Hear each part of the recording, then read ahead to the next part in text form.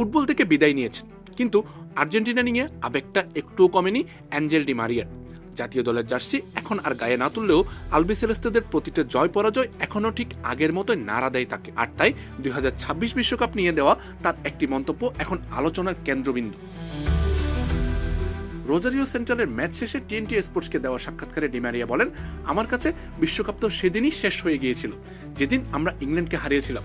দেশের মানুষকে এর চেয়ে বড় আনন্দ আর দিতে পারতাম না। প্রথমে শুনে অনেকের কাছে কথাটি বিস্ময়কর মনে হতে পারে, কারণ আর্জেন্টিনা তো এরপরও বিশ্বকাপের ফাইনাল খেলেছে।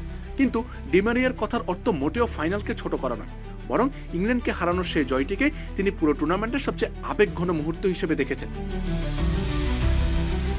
ফুটবল ইতিহাসে আর্জেন্টিনা ইংল্যান্ড লড়াই কখনোই শুধু একটি ম্যাচ নয়। 1986 বিশ্বকাপে ডিয়েগো ম্যারাডোনার hand of god, goal of the century থেকে শুরু করে ফকল্যান্ড যুদ্ধের ঐতিহাসিক প্রেক্ষাপট, সব মিলিয়ে এই দ্বৈরথ দুই দেশের মানুষের কাছে অন্যরকম এক আবেগের নাম। তাই 2026 বিশ্বকাপে ইংল্যান্ডকে হারানোর মুহূর্তটি ডি মারিয়ার কাছে সবচেয়ে বড় তৃপ্তির উপলক্ষ। সামাজিক যোগাযোগ মাধ্যমে অনেকেই তার এই বক্তব্যকে ভুলভাবে ব্যাখ্যা করেছেন, যেন তিনি ফাইনালের গুরুত্ব কমিয়ে দেখিয়েছেন। বাস্তবে তিনি বোঝাতে চেয়েছেন, ইংল্যান্ডের বিপক্ষে সেই জয় আর্জেন্টিনার মানুষের জন্য এমন এক আনন্দ এনে দিয়েছিল যার পর ব্যক্তিগতভাবে তার কাছে পাওয়ার কিছু বাকি ছিল না। সাক্ষাৎকারে দীর্ঘদিনের সতীর্থ লিওনেল মেসিকেও ভরিয়ে দিয়েছেন প্রশংসায়। 39 বছর বয়সেও মেসির পারফরমেন্স দেখে বিস্মিত ডি মারিয়া। লিও যতদিন চাইবে ততদিন খেলা চালিয়ে যাওয়া উচিত। আমার বিশ্বাস সে আরো অনেক বছর খেলতে পারবে। 39 বছর বয়সেও সে দেখিয়ে দিয়েছে সে এখনো বিশ্বের সেরাদের একজন। আমার কাছে ইতিহাসের সেরা ফুটবলার সে।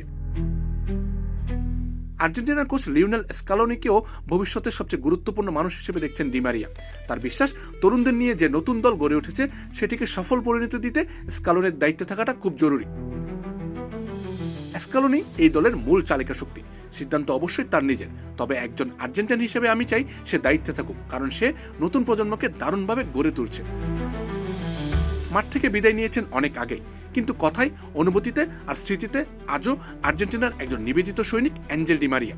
তাই 2026 বিশ্বকাপের কথা উঠলে তার মনে আগে ভেসে ওঠে না ফাইনালের হার, ভেসে ওঠে ইংল্যান্ডকে হারিয়ে পুরো একটি জাতির উচ্ছ্বাস। আর সেটিকেই হয়তো বলে দেয় আর্জেন্টিনার জার্সি খুলে রাখা যায়, কিন্তু সেই জার্সির প্রতি ভালোবাসা কোনোদিন অবসর নেয় না। আমজাদ হোসেন আবির, খেলা ৭১।